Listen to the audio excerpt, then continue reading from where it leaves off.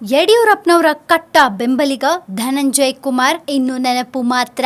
ಕೇಂದ್ರದ ಮಾಜಿ ಸಚಿವ ಧನಂಜಯ ಕುಮಾರ್ ಇಂದು ಮಧ್ಯಾಹ್ನ ಮಂಗಳೂರಿನ ಯುನಿಟಿ ಆಸ್ಪತ್ರೆಯಲ್ಲಿ ನಿಧನರಾದ್ರು. ಕಳೆದ ಕೆಲ ವರ್ಷಗಳಿಂದ ಕಿಡ್ನಿ ಸಮಸ್ಯೆಯಿಂದ ಬಳಲುತ್ತಿದ್ದ ವಿ ಧನಂಜಯ ಕುಮಾರ್ ಅವರನ್ನ ಕೆಲ ತಿಂಗಳುಗಳಿಂದ ಮಂಗಳೂರಿನ ಖಾಸಗಿ ಆಸ್ಪತ್ರೆಯ ತೀವ್ರ ನಿಗಾ ಘಟಕದಲ್ಲಿ ಇರಿಸಿ ಚಿಕಿತ್ಸೆ ಕೊಡಲಾಗ್ತಿತ್ತು. ಚಿಕಿತ್ಸೆ ಫಲಕಾರಿಯಾಗದೆ ಅವರು ಇವತ್ತು ಆಸ್ಪತ್ರೆಯಲ್ಲಿ ನಿಧನರಾದ್ರು. ಬಿಜೆಪಿಯಿಂದ ದಕ್ಷಿಣ ಕನ್ನಡ ಲೋಕಸಭಾ ಕ್ಷೇತ್ರದಿಂದ ಸ್ಪರ್ಧಿಸಿ 4 ಬಾರಿ ಸತತವಾಗಿ ಗೆಲುವನ್ನ ಸಾಧಿಸಿದ ಧನಂಜಯ ಕುಮಾರ್ ಕಳೆದ ವಿಧಾನಸಭಾ ಚುನಾವಣೆ ಟೈಮ್ನಲ್ಲಿ ಕಾಂಗ್ರೆಸ್ ಸೇರಿ ಸದ್ದು ಮಾಡಿದ್ರು. ವಿ ಧನಂಜಯ ಕುಮಾರ್ ಕಳೆದ ಹಲವಾರು ದಿನಗಳಿಂದ ಸಾವು ಬದುಕಿನ ನಡುವೆ ಹೋರಾಟ ನಡೆಸುತ್ತಿದ್ರು. ವೇಣೂರಿನ ಜೈನ ಮನೆತನದಲ್ಲಿ ಜನಿಸಿದ ಧನಂಜಯ ಕುಮಾರ್ ಉಡುಪಿ ವೈಕುಂಠ ಬಾಳಿಗ ಕಾಲೇಜ್ನಲ್ಲಿ ಕಾನೂನು ಪದವಿ ಪಡೆದು ಮಂಗಳೂರಿನಲ್ಲಿ ಕೆಲಸ ಶುರು ಮಾಡಿದ್ರು. ಅದಾದ್ಮೇಲೆ ಜನಸಂಘದ ಮೂಲಕ ರಾಜಕೀಯ ಪ್ರವೇಶ ಮಾಡಿದ್ರು. ಬಳಿಕ ಬಿಜೆಪಿ ಮಂಗಳೂರು ವಿಧಾನಸಭಾ ಕ್ಷೇತ್ರದ ಅಧ್ಯಕ್ಷ, ಯುವ ಮೋರ್ಚಾದ ರಾಜ್ಯಾಧ್ಯಕ್ಷ, ಅಖಿಲ ಭಾರತ ಉಪಾಧ್ಯಕ್ಷ ಸಹಿತ ಹಲವು ಹುದ್ದೆಗಳನ್ನ ನಿರ್ವಹಿಸಿದ್ರು. 1983ರ ಚುನಾವಣೆಯಲ್ಲಿ ಮಂಗಳೂರು ಕ್ಷೇತ್ರದಿಂದ ಗೆದ್ದು ಶಾಸಕರಾದ್ರು.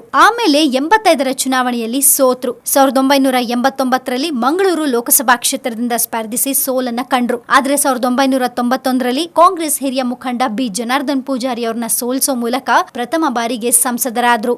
ಆಮೇಲೆ 1996, 98, 99ರ ಚುನಾವಣೆಯಲ್ಲಿ ಸತತವಾಗಿ ಗೆಲುವನ್ನ ಸಾಧಿಸಿದ್ರು. 1998ರಲ್ಲಿ ವಾಜಪೇಯಿ ಸರ್ಕಾರದಲ್ಲಿ ಕ್ಯಾಬಿನೆಟ್ ಸಚಿವ, 1999ರಲ್ಲಿ ಕೇಂದ್ರದ ಹಣಕಾಸು ಖಾತೆ ರಾಜ್ಯ ಸಚಿವರಾಗಿದ್ದ ವಿ ಧನಂಜಯ ಕುಮಾರ್ ಅವರು ಮಾಜಿ ಸಿಎಂ BS ಯಡಿಯೂರಪ್ಪನವರ ಕಟ್ಟ ಬೆಂಬಲಿಗರು. ಇದೀಗ ವಿ ಧನಂಜಯ ಕುಮಾರ್ ಇನ್ನು ನೆನಪು ಮಾತ್ರ.